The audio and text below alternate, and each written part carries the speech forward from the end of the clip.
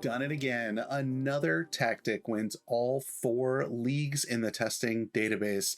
But before we get there, I do just want to give everyone a huge thank you to subscribe to the channel thus far. We have just hit 1,000 YouTube subscribers, and as soon as we get that 4,000 hours of watch time, and we're closer than you think, then the channel gets a chance to take a big step forward.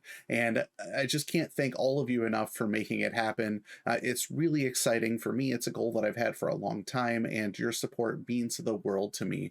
And if you want to keep supporting the channel as well, remember you can always follow me on Twitch. The link is in the description, and you can join the Patreon. There's a link in the description there as well that gets you access to training regimes and set pieces and other tactics or other versions of tactics, and the opportunity to just ask me questions about your tactic and get feedback. I'll give you even a written write-up on your tactic as soon as you submit it to me. So lots of benefits for you to take advantage of as a patron. So I urge you, take that leap and support the channel in as any way that you can. Now, let's take a look at this tactic that once again, test number 20, we have won all 4 leagues.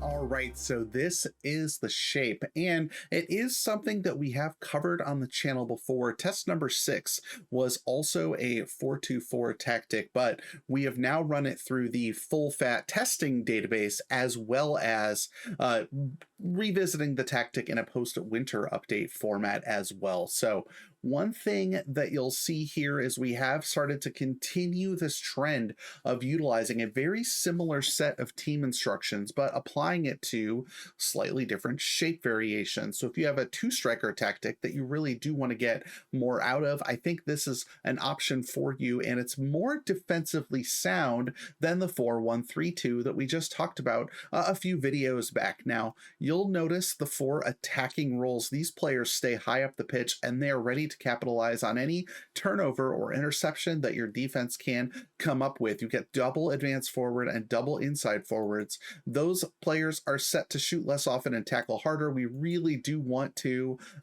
make sure that we are focusing these players into pressing and making the extra pass, as well as these advanced forwards doing the same thing, taking more risks, tackling harder, and shooting less often. The whole goal of this tactic is extra pass in the final third to get the tap in, and the offensive output seems to bear that out. These roaming playmakers as well are set to tackle harder and move into channel. These are DMs, and so they will sit nice and deep on a defensive basis, but because they're RPMs and they're moving into channels, they will get forward almost like a box-to-box midfielder to help you in your attack and link with your inside forwards, who will drop back further than you think if they are needed in defense.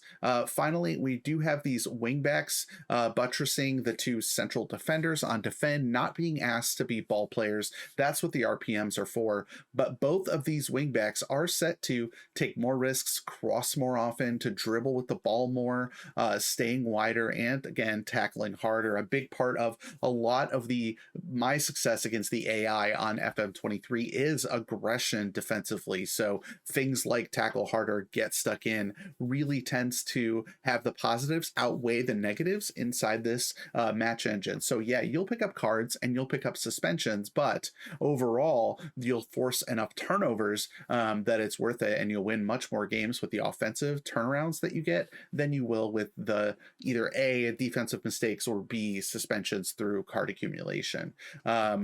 Finally, let's look through some of these team instructions as well. These should be somewhat familiar to you.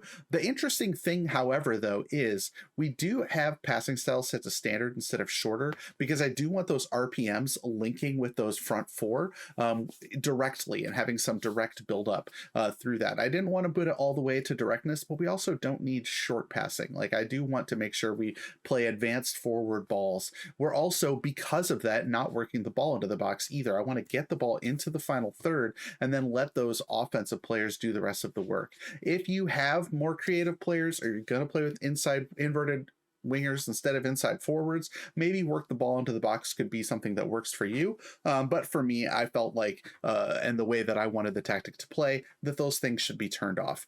Also, when we look at the transition, this tactic is counter-pressing, unlike the 4-1-3-2, which was on regroup. But because we have those double DMs, now instead of just the single DM, I think we can afford to push this advantage with counter-press in this tactic and not rely on regroup for defensive stability like we did with the 4-1-3-2. So we are continuing the high press. We're getting stuck in much more often. We're trapping people inside where we have those double DMs and attempting to stop crosses. So let's take a look at some highlights and really see how this tactic plays out. But I think you'll be impressed. The offensive output, especially as we talk through the results, is extremely impressive.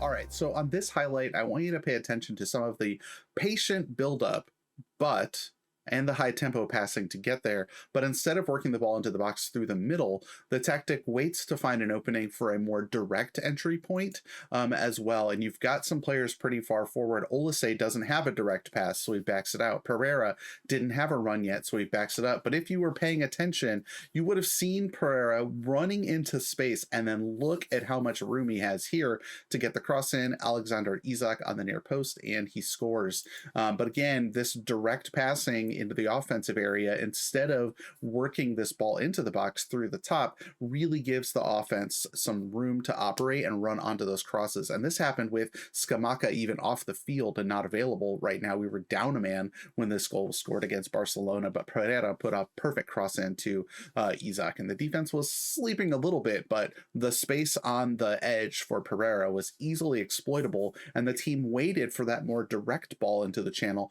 rather than building it up through the middle where there's a lot of traffic, and it's something that I have enjoyed watching in the highlights for this tactic.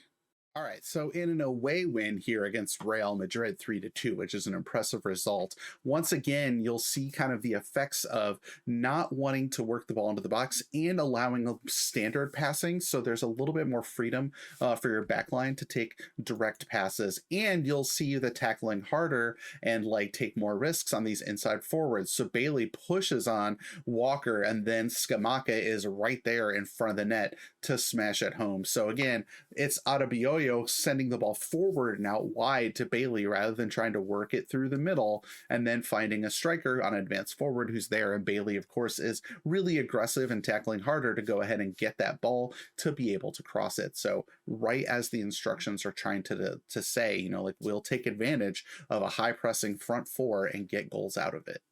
All right, so in this highlight, let's take a look at some of those high pressing actions that can really take place in these tactics as well. In a 2-0 win against Liverpool, another impressive result in the Elite League from this tactic. So Leon Bailey with the press there gets it to Scamacca, and you can now tell because it's the 4-2-4, we've got these 4 players in an attacking position. We are set up to play slightly narrow, so these players are a little bit clustered, which will help them kind of interplay with each other. Now, we do say don't work the ball into the box, but that doesn't mean it will never happen. And you'll see some really nice play here. But the other thing I want you to watch is I want you to watch the RPMs and where they end up in this play, specifically Locatelli. So I'll highlight Locatelli now, but you've got Scamacca, and look at those RPMs just continue their run. So despite being DMs, Locatelli turns provider in this from this top of the box. He is the assister to Ismail Assar, who is running in off that inside forward side on the right,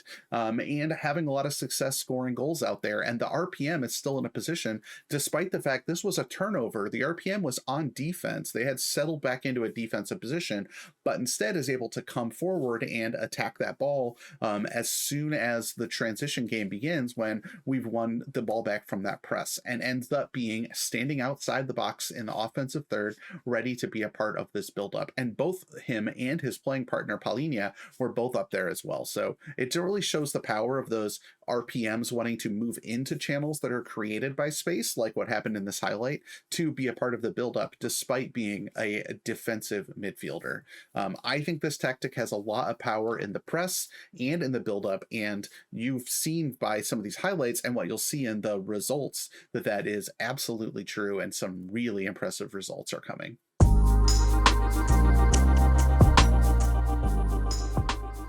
Well, the results had to be impressive when at the beginning of the video I said that once again we have won all 4 leagues, and you can see here the proof is in the pudding on the screen. Now we've got the championship in the Elite League with 65 points, which is very, very good. Sometimes 65 isn't good enough to win the Elite League, but also a league tying goal difference of 16, and as we'll see on the league table, the best goal output in the entire Elite Testing League with 77 goals, which is a pretty high number for the Elite League, where the teams are very, very good. And 61 against is not the best defense by any stretch of the imagination in the Elite League, but the goal output more than makes up for it. And against other teams of good quality, as we'll see as we check the other leagues, this does have a lot of defensive chops. But when you're facing the murderer's row of the Elite League, it is obviously going to concede some goals. But the fact that it scores against those teams is very impressive. But if you check the Balance League, let's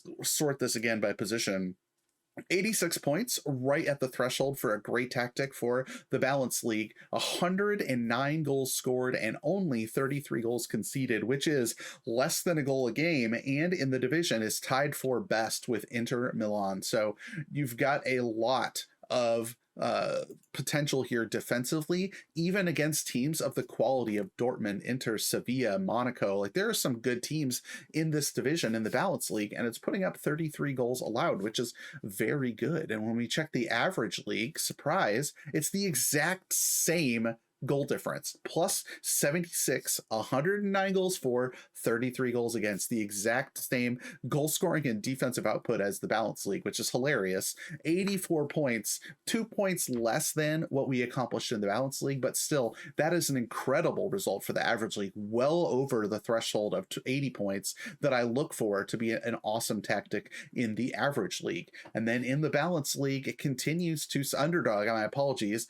it's 109 goals again for the 3rd division in a row, but this time 24 goals conceded, which makes sense when you consider the quality of the opposition in these leagues. So when we go back to the tactic screen again, I think that there's very little to really pick at here. Really balanced tactic. It's got double DMs to give it some foundation defensively. It takes advantage offensively of turnovers through slightly more direct passing, and those 4 players that tend to stay forward if possible to receive those direct passes when it's appropriate. This tactic has the chance to be game-changing for you. If you have a situation where you have strikers and wide areas covered, then this tactic could be excellent. And I think as a good complement, and maybe even better than the 4-1-3-2 tactic in terms of being defensively stable, but still scoring tons and tons of goals. It's also a tactic that I think has a lot of potential in PvP. If that is something that you do against your own friends or in draft mode,